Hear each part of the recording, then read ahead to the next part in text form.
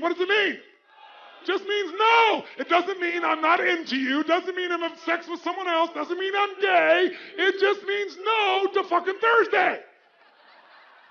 How about Friday? Give her a hand, ladies and gentlemen. What doesn't kill you makes you stronger. Give her a hand. Stand a little taller. Doesn't mean I'm lonely when I'm alone. What doesn't kill you makes you fighter. Footsteps keep it lighter. Doesn't mean I'm over.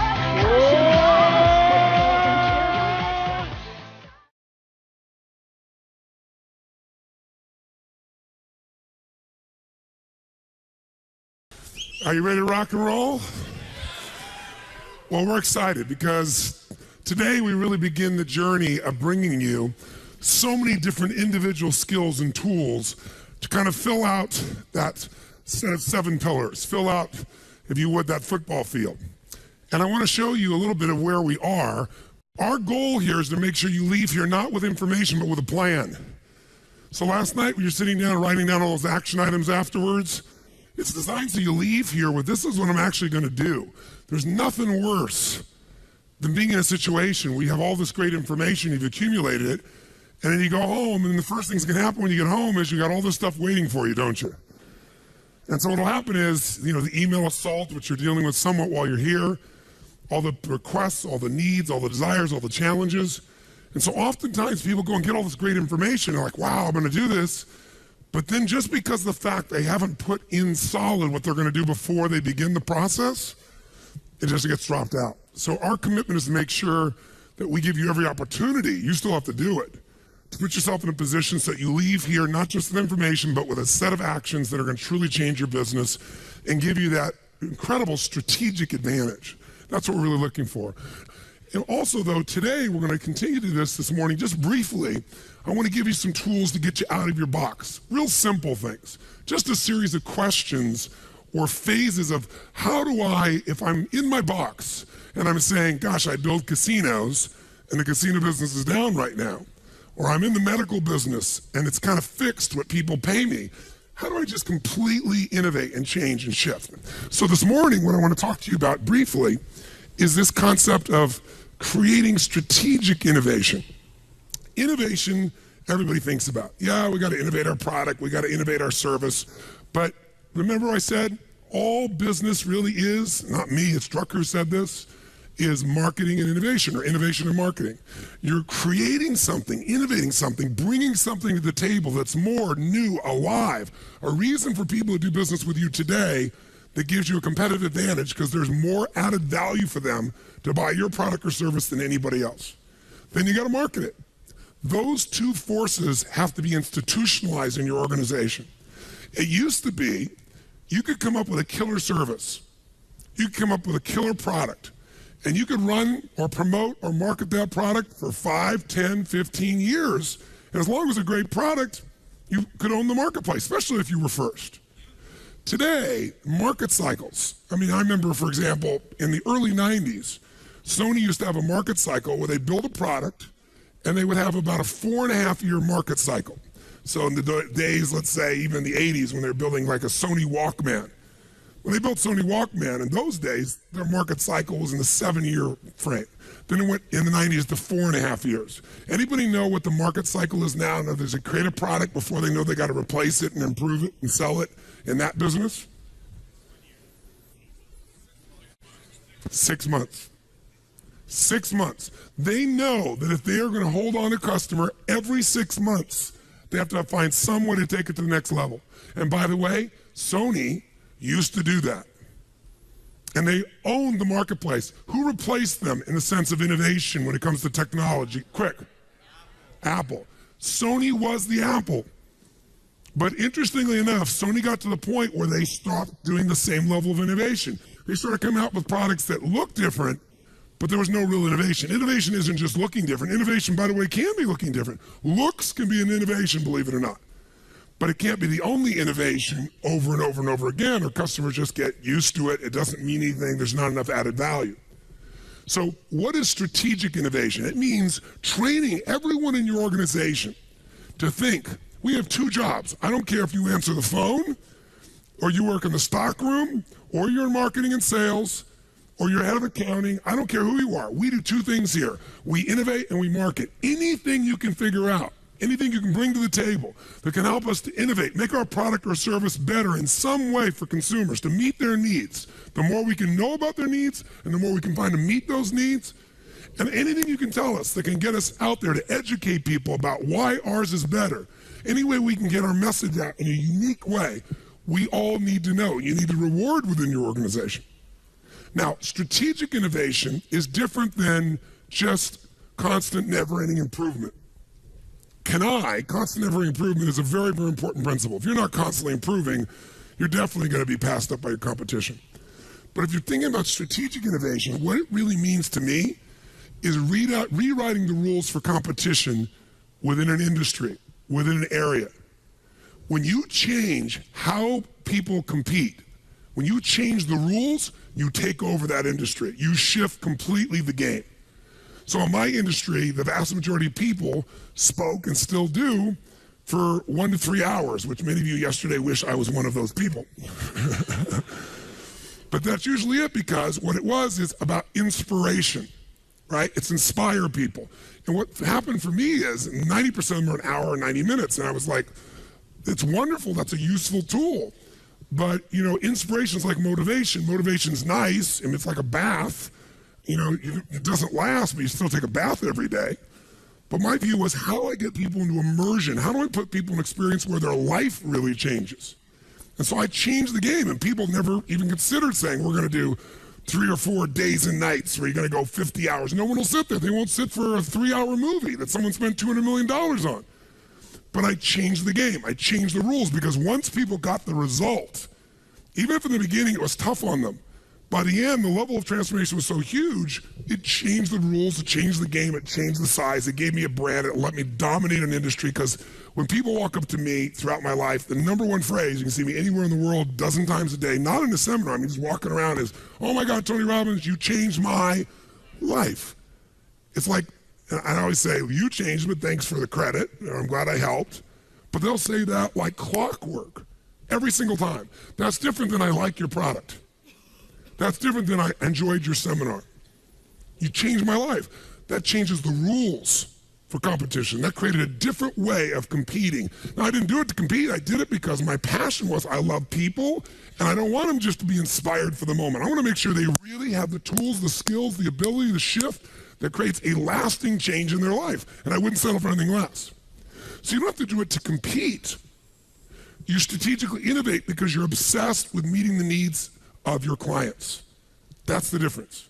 Now, who's done this? Well, Sony did it in a really simple way. Sony didn't come and say, let's do some research and let's figure out what product people need next. Because when they came out with a Sony Walkman, the entire focus of the music business was on making things what? Bigger or smaller? No, when they came out with Sony Walkman, the entire industry is about making things bigger, bigger speakers, bigger woofers, bigger everything. Nobody was asking for smaller. Bigger equaled better, bigger equaled more money, bigger equals more status. So what these people did is they innovated strategically. It's the ability to reinvent the basis of competition within an existing industry or invent an entirely new industry. That's what Sony did. Morita said, wouldn't it be wonderful if you could have the same quality of music that when you're sitting here in your chair with these giant speakers, when you're walking around? He did not get that from a focus group. He did not get that by someone telling him. He just tried to figure out, what do people need that they don't even know they need? That's a different game. That's when you start to reinvent things. Otherwise, you're just an extension of everything else. What do they really need they don't even know they need? He really walked around, he talked to people, and they talked about how much they love music and so forth, and he just thought, gosh, people are traveling more and more, people are mobile more and more, I'm gonna come up with this idea. And so now, you know, we think of a Walkman, it's like this ancient dinosaur, right, this giant thing in your hand, you know, compared to this little tiny, you know, the newest iPod they've got that, you know, is like the size of your fingertip.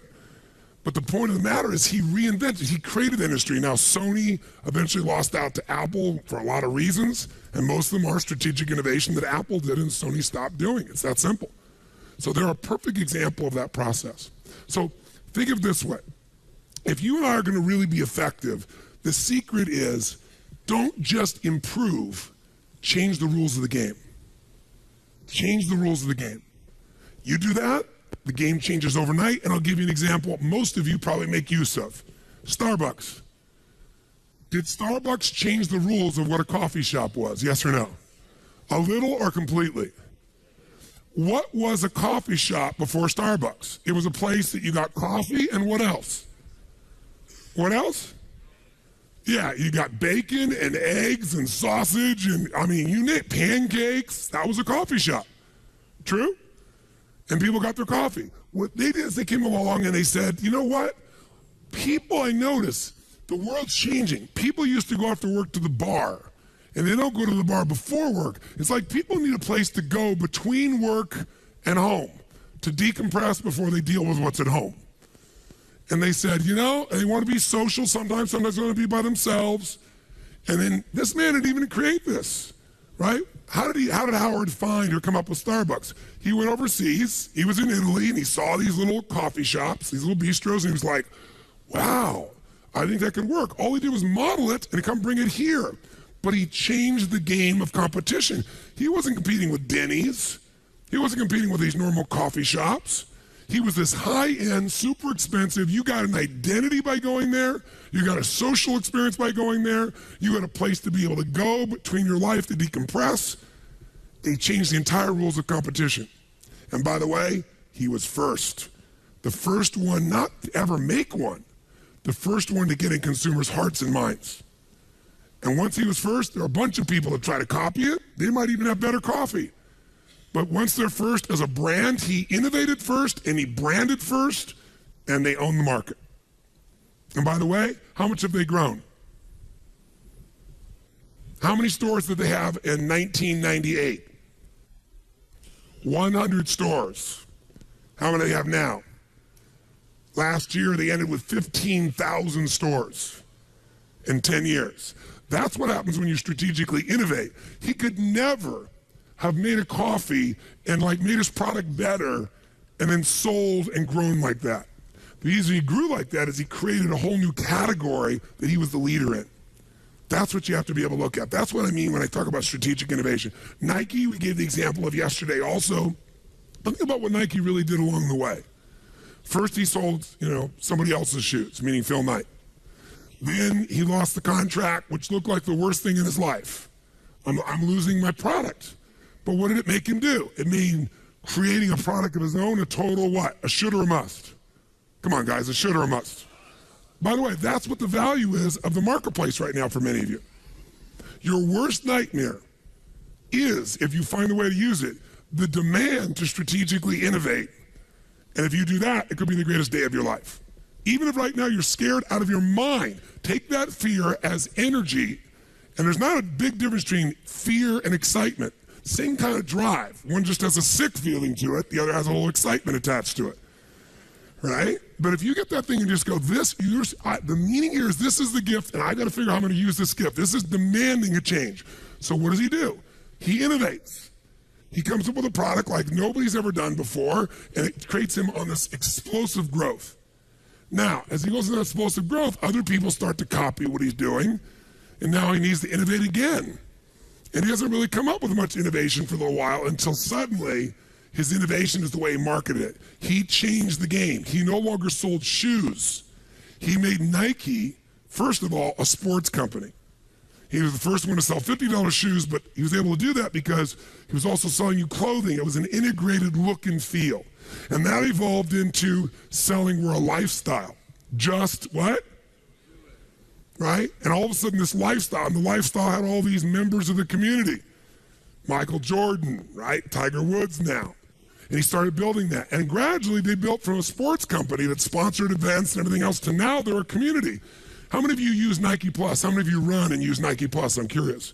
Nike Plus, if you've not seen it, you go online, you type in, you get this little device in your shoe, and now when you go running, you can hear your music. It tells you how far you've been running. You can have Lance Armstrong going, hey, nice job, you broke your record. That's what happens at the end. Total reinforcement. You plug it into your computer, and boom, it tracks everything, and you can compete with other people, or you can track yourself. You want to play 3-on-3 basketball? They have a whole community. You go on anywhere in the world, click on, you'll find people that want to go play with you that day. What they're now doing is they're in your life every day. They're no longer a product, they're no longer a service, they're a community that you're a part of. That reinvents the way they compete. So guess what? Nike doesn't have to spend these ads. They got millions of people that log on every single day because it's part of the ritual of their life. That's reinventing the rules of competition. Try that now and come out with a little company called Scooby-Doo Shoes and see how well you do. Now, maybe you do well by finding a niche, but you're not going to take over Nike, right? They've constantly found a way to strategically innovate, not just make something a bit better. That's the difference in what I'm talking about. Harley Davidson, before World War II, after World War II, rather, became this giant, incredible, arm of marketing. Because all these guys, that were GIs came back from World War II and they'd driven these Harleys and they wanted a Harley. And a lot of them wanted an identity for themselves, that they were still a badass and they weren't coming back to just being a normal person. And they built a culture. And that culture became very loyal. And that culture was promoted in movies, and it was an identity, right? All right? Born to be wild, this crazy, outrageous person who's totally independent, owns himself, is tough as nails, totally masculine. Now, they went through this tremendous growth period, and then all of a sudden, in the 80s, the Japanese started building much better bikes. Lighter, faster, cheaper, stronger, and Harley started to just drop through the absolute floor. Harley was on the verge of bankruptcy after being around since the earliest days of motorcycles. And what turned them around? Strategic innovation. Somebody came in, the new management team, leadership team, the CEO gets a lot of credit, but it was really a team. And they said, you know what? If we're going to innovate, we got to say, what business are we really in? That's another way you can find how to innovate. You keep thinking you know what business you're in. You think you're the person that builds casinos. That's only one way of looking at your business. There's a much broader version of what business you're in. And they started looking around and saying, who are our customers really? What do our customers really buy from us? Are they buying a motorcycle? No. They're buying an icon. They're buying an identity. They're buying legacy. I mean, these are not just bikes, these are legends. And gradually they began to realize what we really sell at this stage, we've been around so long, we're really selling a heritage. We're selling a legacy. We're selling a lifestyle. We're selling a way to live. We're really selling nostalgia, a mindset, because baby boomers, they found, guess who buys the most number of motorcycles? What age today do you think? 38 to 50. It's somebody about to have or in the middle of their midlife crisis who says, I'm still a badass even though I'm old. And they began to realize that's where 80% of these motorcycles are sold. So they said, here's what we're going to do. We're going to sell this identity not only to these people. If we want to expand the market between 38 to 50-year-olds, we're selling nostalgia. Some people aren't going to ride a bike, but they want the identity. And guess how they grew their business like crazy and expanded all their marketing, started selling all the clothing like crazy. The market became create an identity. So I can remember, I never rode a motorcycle. Growing up, one of my cousins, was on a motorcycle. We had no money, so I couldn't afford one. But also, he actually crushed his leg and had stunted growth, one leg shorter and longer than the other. So I never went on a motorcycle. So I learned to fly helicopters later on in life and things like that. And that was my idea of really kick-ass flying. And then I meet Sage, and she says, do you ride a motorcycle? And I go, no. And she goes, oh. I'm like, I fly helicopters. Come here, Rip the doors off. We're going to do helicopter surfing. It was screaming down on the water just as the curl's coming and pull up as the wave goes underneath it. But of course, she got motion sickness and threw up, so that didn't work real well. So I decided, I got this woman, I'm in love with her. She likes motorcycles, and her dad always had Harleys. So I reluctantly go to the Harley store thinking, what the hell am I going to do? Because I didn't have those iconic images in my mind of trying to be a badass with leather and all these good things. So I get on this motorcycle, and it's like, wow, it's like flying. I mean, this is really cool. It's a lot like flying. It's an incredible feel. So I don't have a license. I drive a motorcycle for 20 minutes, and the guy, I said, if I want to see the best motorcycles all at once, because I always want, the very best. How would I do it? He said, well, you'd go on this incredible rally. They do this rally in South Dakota, North Dakota, what's it called? Sturgis. And he said, it's happening this weekend. So I go, this weekend? They go, yeah, they're going to be like, 400,000 bikes there. So I said, can you get me a ticket? He goes, you don't need a ticket. You just drive in. I said, but I don't have a motorcycle and I don't have a license. He goes, that's a problem. I said, listen, can you arrange for someone who can rent me a bike? He goes, well, if you don't have a license. I go, come on, man, let's make a deal. So sure enough, he arranges. So I fly in my private jet so I can get on a Harley. So I can feel cool, right? So I fly to Sturgis, I bring Sage. I've only driven one of these things for 20 minutes. I've never had anybody on the back of it, and I have no license. But I'm going to Sturgis, baby. And I got my leather jacket. And my chaps, the full thing, ready to rock. So I get there, the guy gives me this thing, I'm trying to figure out how to orient him, going, come on, hon, get on the back. And she's looking at me like, can you really do this? And then we did this drive, unbelievable drive, and went down Mount Rushmore, and it was just incredible. And then we got there that night, and they said there were going to be all these bikes, and we got there, and there were probably 15,000 bikes, which sounds like a lot, but that's not 400,000. And by the way, Sturgis is this little tiny town. I'm thinking, well, there's a lot of bikes, but it's not terribly exciting. You get there at evening, and the only place that's the nicest place in town is the Best Western. So I took in the Best Western, which is probably normally $99 a night, and it's $600 a night that week. And so I wake up the next morning, and there's 500,000 bikes on the road. They all arrived that morning. You can't move, and I'm out of my mind. And I bought everything you can imagine, And it was the first time in my life people were going up to me with a camera going, excuse me, sir. And I'm like, sure, I'll take it. No, can we take a picture of your lady? It's a different world. But what Harley did, they got 500,000 people now that are showing up for these things. I mean, they transformed their business. The business exploded because they innovated. They said, we're not in the motorcycle business, right?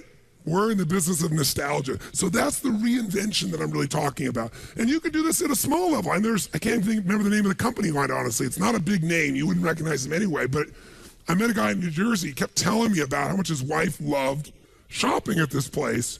But what blew me away is I was at his house, and a car showed up to pick her up from the store.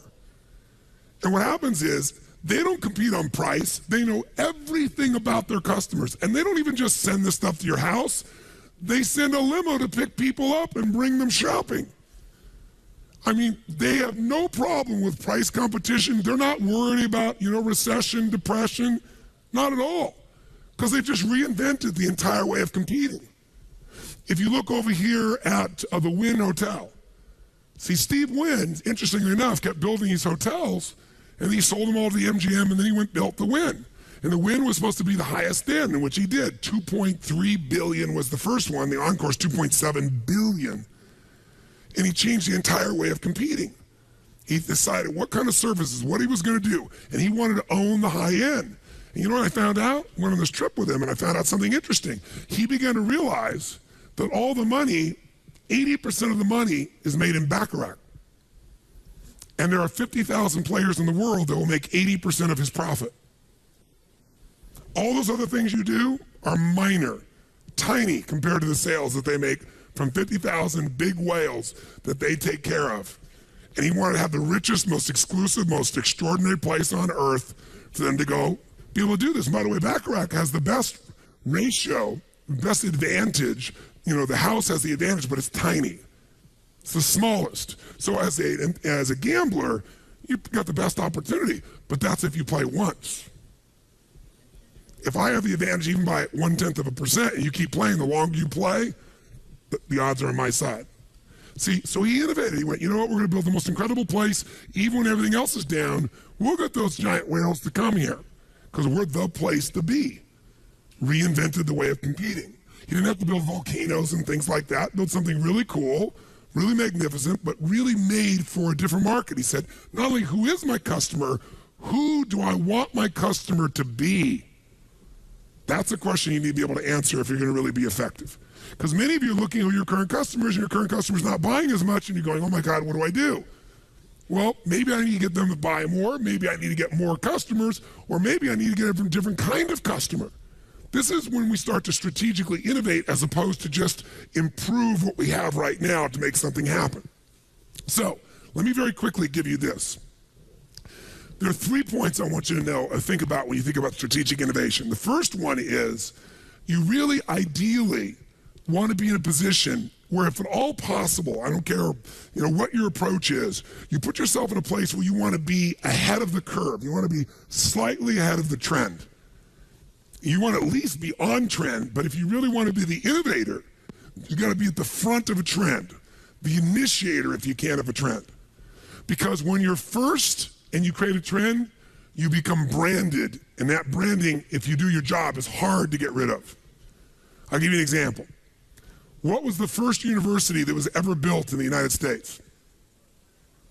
Harvard.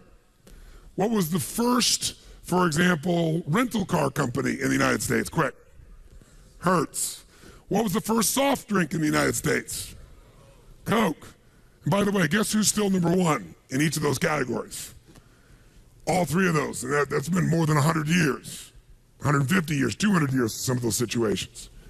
See, when you step in and you become the innovator and you create the category, everybody else has to fight for second place or third. In fact, Avis finally figured a way that they can strategically compete. They said, we're never going to be number one. So they said, we're not number one, we're what? We're number 2, but we try harder. They created a new category, the try harder category. We're number 1 in the try harder category. They may be number 1 because they've been around forever, but we're going to please you. We're going to do something in a different way. That's the way that you differentiate and produce something. You also, if you're there first, I'll give you another example. A friend of mine, the gentleman that financial person that I coached for the last 17 years, he introduced me to a man, and we're having lunch one day, and he goes, here's my friend, and we start talking. I said, well, what business are you in? He said, bottled water, but I'm about to get out of it. And I said, oh, that's interesting. And this was like in the, I think, early 90s, if I remember, late 80s, probably early 90s, when we had this conversation. He goes, yeah. I said, wow, what a trend. The idea that people could get us to pay for these bottles of water, $2, $3, that everybody used to drink for free. I mean, that's the ultimate marketing. In fact, Coca-Cola and people like that were making more money. Some of them were charging more per ounce for water than for Coke, or than for beer, or Borden's milk. And it's just water. I said, that's amazing marketing. He goes, yeah, I was really lucky, though. He said, I got in the mineral water business right as a trend happened. I said, what was that? He said, when people started saying it was okay not to drink, and even started promoting designated driver, I thought, this is a trend that I think is going to stick. I think people are going to take advantage that they don't have to drink. They don't have to feel pressured to drink. And I think they're going to look for an alternative while they're in the bar. And he said, I thought the alternative was this little company I bought for $500,000 called Perrier. He bought it for $500,000. It was making $100,000 a year. He kept that company for 15 years and sold it for $2.2 billion because he was ahead of a trend. All right? And he was there. And by the way, people don't say, give me a mineral water. Most of the time, they'd say, give me a Perrier. In fact, Pepsi hates that people still often say, can I have a Coke? Because they're first, right? And so in any industry, you can do that. In my industry, the greatest compliment I get is speakers come up and say to me, gosh, guess what? I have these people tell me, you remind me of Tony Robbins. And I think, wow, I'm really complimented. I'm also going, great. I want you to be like Tony Robbins. That's a great compliment for me, a great compliment for you, but it also comes because I was here first, baby, and I did my job. I delivered in a category no one had ever done anything like. That's how you strategically innovate and own something.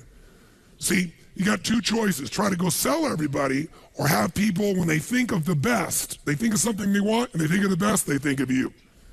Very, very different game. Very, very different approach. Now, you want to be first ideally, but if you can avoid it, you don't want to be the ultimate pioneer in some businesses, because the pioneer, the Indians usually put arrows in their back.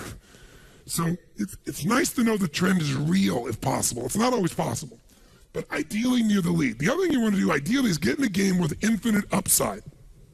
Get in a game with infinite upside. If you're going to strategically innovate and you're going to create this new product, this new service, this new approach to things, you don't want to be in a situation where you spend all this time and energy and create something new that has a limited amount of upside. It's going to have a 3-month upside, a 6-month upside, or people can only do so much. Now, I didn't do this because I didn't enter a business and go, where can I go get the largest margin possible as a business owner? This was my mission. So I didn't do that. I didn't go, where do I do a business that I can go sell for 10 times, 20 times, 30 times? Where am I going to get the largest multiple? I didn't do that. I didn't look for infinite upside. In my case, it was just driven by wanting to serve. But today as a businessman, entering into businesses, I'm going, what's a trend that's just beginning that I think has real legs? Is there a place, is there a way to partner where we're the leader in that trend, but also where that trend's not going to be short-lived, it's got infinite growth and upside, where there's real opportunity. Then you start to think in a more strategic way. Is this making sense? Okay? So now, you might say, okay, Tony, this is all cool, but how do I do it? Here's what, I'm going to make this so damn easy. 5 little areas that if you go into these areas, you will automatically get the ideas for strategic innovation. In other words, if innovation needs to be a part of your life, and you're saying, okay, Tony, I want to innovate, how do I do it? If you do these 5 things, or even a couple of these 5 things, you're going to find yourself in a position immediately where innovation will start to happen, because your goal is not to be the innovator. Your goal is to have an organization that constantly innovates. Because if you're the innovator, then the entire business is still dependent upon you. But if you're the person that's creating innovation, by a system you've created, then the people can change, the environment can change, and the innovation is going to keep occurring. So here's the first of the 5. I want you to jot these down, and then afterwards, I'm going to have you jot down how you could use these 5. So the first one is, you need to get new voices. You need to get new voices. Now, what does this mean? Well, I know companies. One of my friends is a guy that's worth about $6.5 billion. He's a very private man. He's in New York City. Most people don't even know his name, because everything he does, he's in the background of. I have enormous respect for him because he gives away about $100 million a year anonymously each year to organizations that he thinks makes the largest difference in the quality of human beings' lives. Like last year he did one for a mentoring organization. He's just a wonderful guy. Totally private man. How does this guy, who's very quiet, he frankly, when you're in a room, you don't know he's there. At the end of the meeting, when everybody's talked, he might say something. He says it real quietly. People kind of lean in like E.F. Hutton, in the old days to listen. But he has this incredible ability to take companies to another level. And the reason is, he just told me, he said, Tony, one of the first things I do, take over an organization, is I figure out what that organization is, what the trends are, and then I go find somebody else, a group of leaders to bring there, not to run it, but because I know they're going to bring a completely different voice to the organization. And one example I'll give you that I know about, that he told me about from a friend of his, is remember when IBM grew like crazy? They managed to give away the most valuable thing in their entire life, the software to the IBM PC, to Windows. I mean, think about it. Here's a man, who runs Microsoft, this little company, this young boy who's creative and gutsy. He leaves college, Bill Gates, and he calls the guys who have the Altair computer and says, you got this computer and you have no software. I've written software for it. Which, by the way, he hadn't written one line of code, and he didn't even have access to an Altair computer. He just believed he could, and he sold them. And they got together and started writing code, and he figured out how to do it. He got the thing going. And then what was his big breakthrough? Did he write MS-DOS? No. How did he get MS-DOS? Someone tell me. MS-DOS, which is the basis of making all his money. Before he copied Apple's Windows, it was MS-DOS. He bought it. How much? Anybody know? $50,000 he bought MS-DOS. Then went to IBM and licensed with IBM to have it be the exclusive software for all their computers. And then for when everybody knocked off IBM PCs, clones became the basis of that. Just think about that, because most of you think of him, you think of this incredible coding genius, which he is, but he made all his money basically just by finding a way to reinvent the rules for competition. He let IBM sell everybody razors, and he sold the razor blades. And so IBM didn't make much money. In fact, IBM at one point, you remember, they were in deep, deep, deep trouble. And they brought in a series of new CEOs to turn things around. And they brought in what, I don't know how to pronounce his name, it was Gestetner, the gentleman who came in, who was like the major turnaround guy. What's his name?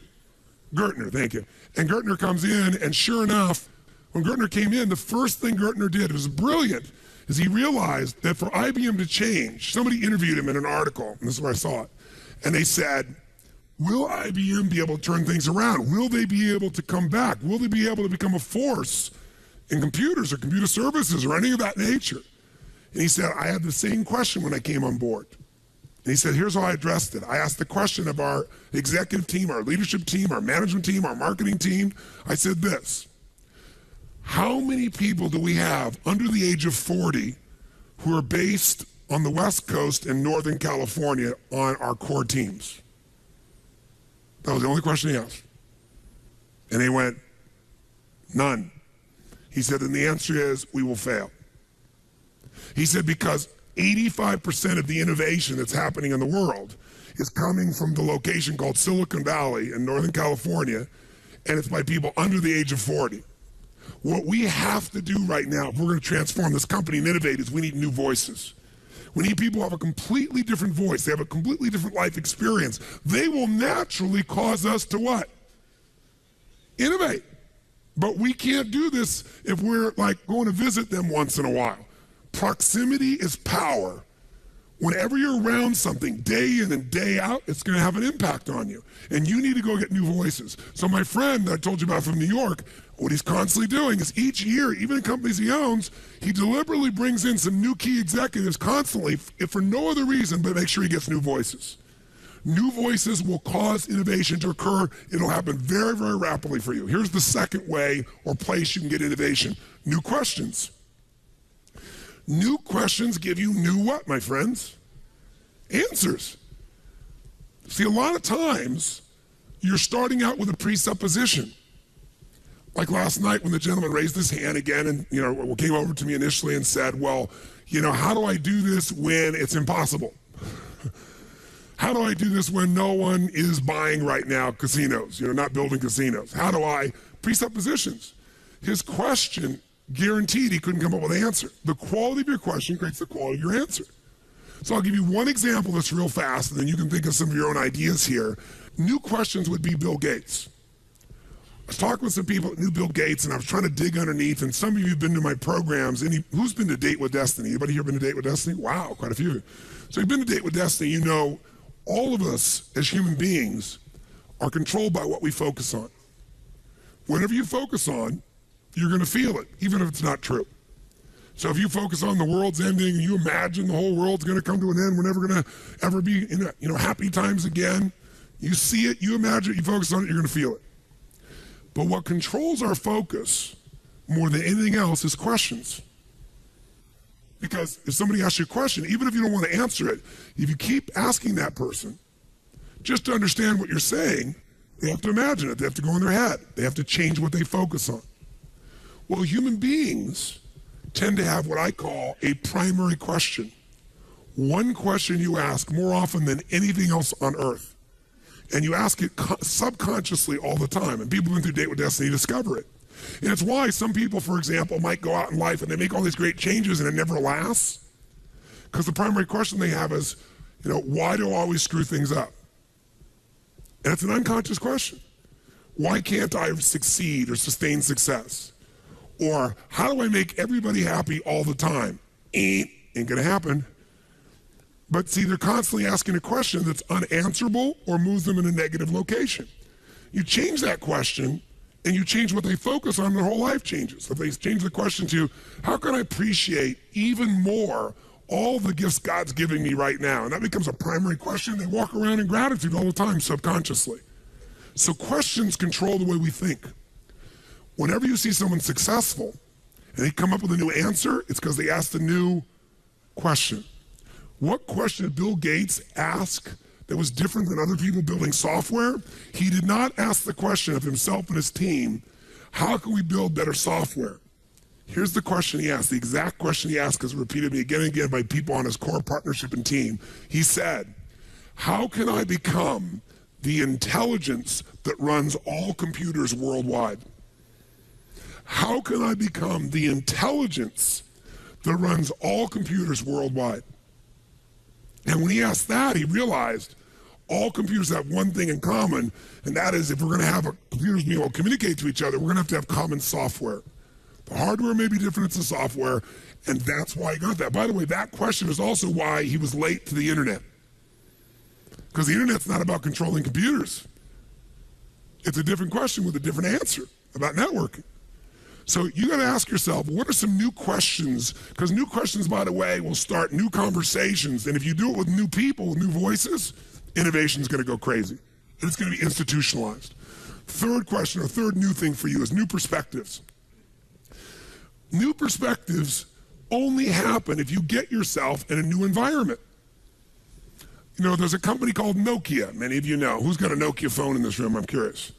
Now look at this group of hands. Nokia was dominating the marketplace prior to the iPhone, complete domination of the marketplace for many, many years. Nokia was not a dominant source. Where is Nokia based? Who knows? Yeah, it's in a very, very cold, dark place in Scandinavia on the edge of the Adriatic Sea, and they were trying to figure out what customers wanted by working with engineers who are working there in Finland. And guess what? They weren't doing so well. But somebody in the group got smart and said, you know what? We keep making more and more technical phones, and we keep innovating the technology like they used to do with VCRs when all of us were kids. And they made so much innovation, you didn't use any of it. So he said, you know what we got to do? If we're going to really innovate, we got to know what our customers want. But the customers we want, who do we want our customers to be? We want our customers to be leading edge people. We want the kind of people that influence other people, because people today don't just want a phone, they want an identity. They want to feel different. So they sent their engineers, these guys that are not marketing guys, because they knew they kept telling them change this, but they couldn't do it. They sent them to 3 places in the world: King's Cross, Australia, the east of London, and Venice, California. And they said, go live there for 6 months, interact with as many human beings and customers as you can, and then come back and we're going to redesign our phones. And you know what they all did? They all came back and they found the most important changes they could possibly make to the phone. And guess what it was? Color. Same thing that they did with Apple originally. They came out with the first ones with a red phone and a purple phone, and then a way in which you could print out off of your computer a cover for your phone. And then they came up with ringtones. So you could have a special, unique identity. That's what the engineers end up coming with, because they were given a new perspective. Again, proximity to the customer in a radically different environment automatically created new answers for them or new innovations for them. And then fourthly, new passions. New passions, listen, when you're passionate, don't you tend to innovate by your own nature? Because you're doing something you love, you're doing something you're excited about.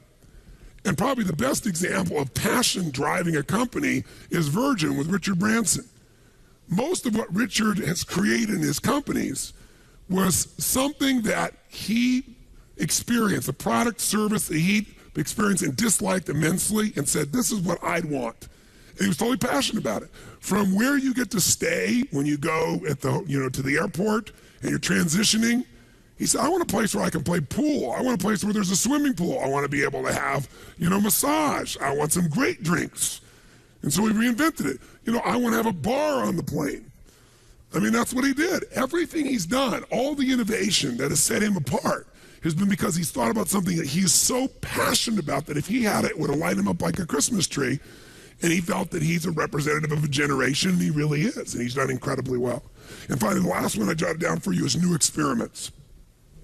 If you're going to innovate, many of you don't innovate because you go, damn, what if it doesn't work, right? I mean, I only got so much time, only got so much energy. We can only invest so much money. We start to work on this, and right now we got a great business right here. I don't want to mess with my core business. You don't have to.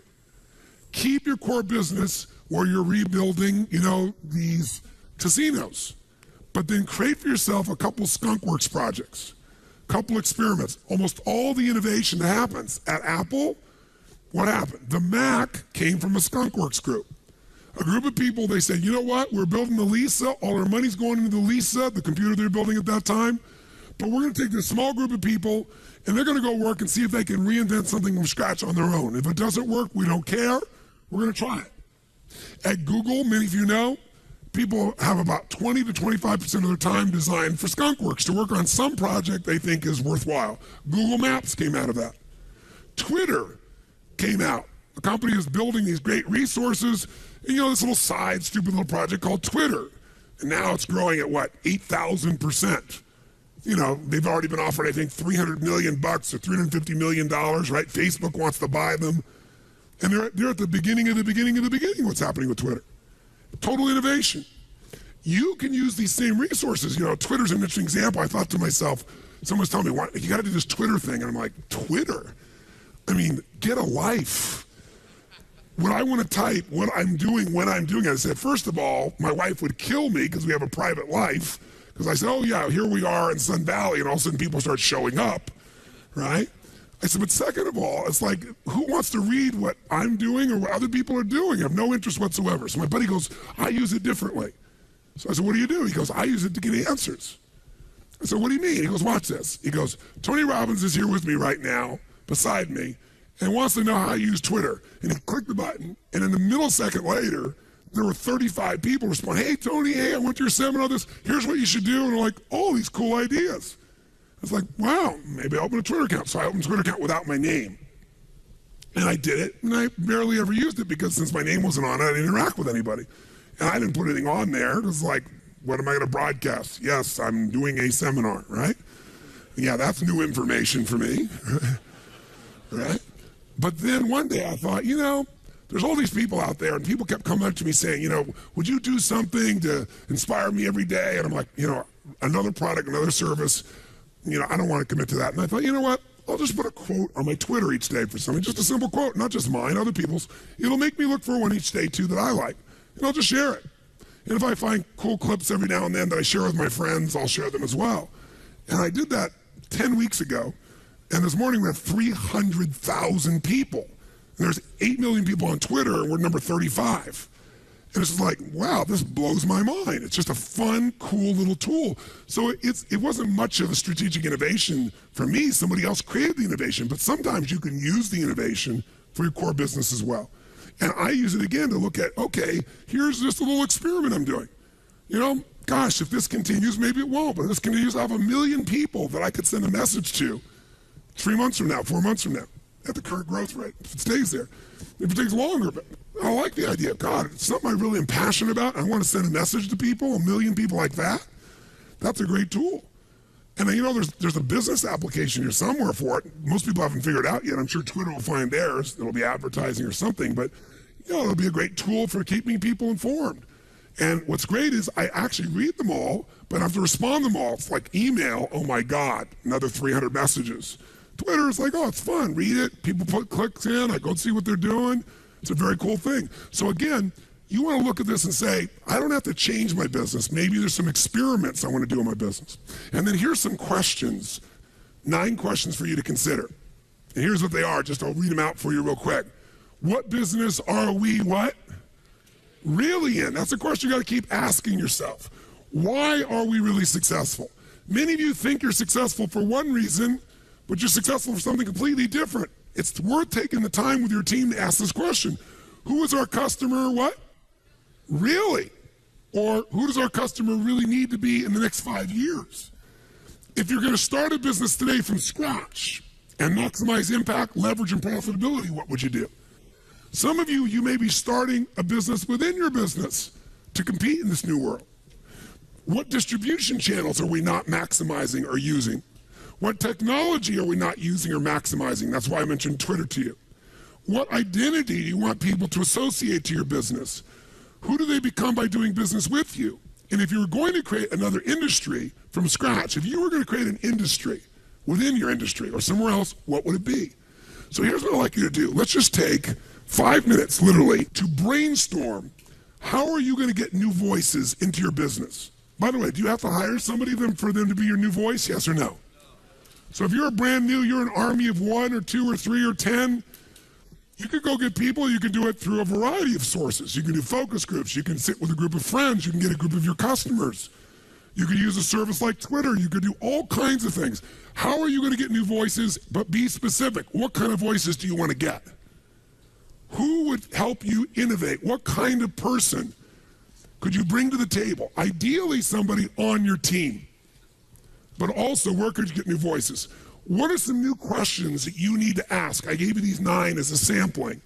But what are some questions you need to ask to innovate in your business? Where could you get a new perspective?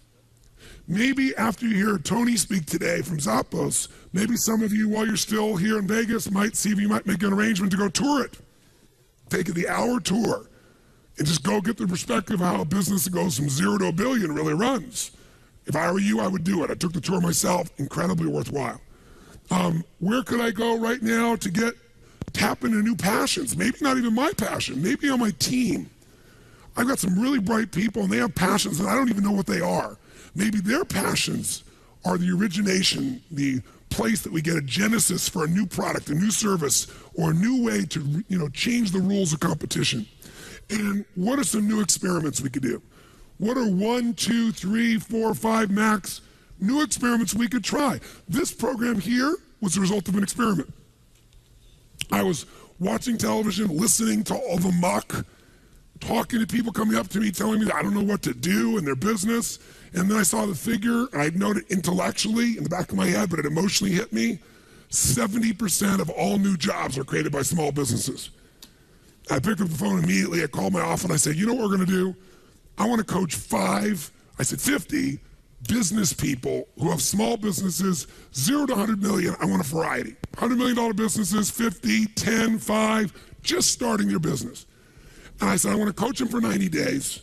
And I said, we'll make it really easy. I'll do some kind of immersion. So we did a version like this. Instead of 5 days, we did it in a day and a half. So I basically killed everyone. And I said, then we're going to work online twice a month for about an hour and a half, and I'll keep taking different pieces of information, refine it. And I'm saying we're going to transform their lives, and we're going to create a system that once we have that system, it won't be limited to me and my throat. It'll be something that people can do in immersion on their own over and over again so they get the training effect. And I said, and we'll find the right partner, we'll market it together, we're looking for ways of transforming the business. We won't just teach them, we'll give them tools. So we'll team up and partner with the right people. And all this came out of being stimulated by something I'm passionate to make a difference in and doing an experiment. And then I got some new questions, some new voices, and now we're laying the foundation here this week for something that we're going to be launching that I think will be as big as anything we've done in any of our other companies. So right now, immediately, while you're in state, you got 5 minutes max, write as fast as you can in each of these categories. How are you going to get those new voices? How are you going to get it? What are going to be some of the new questions, new perspectives, new passions, new experiments? Ready, go.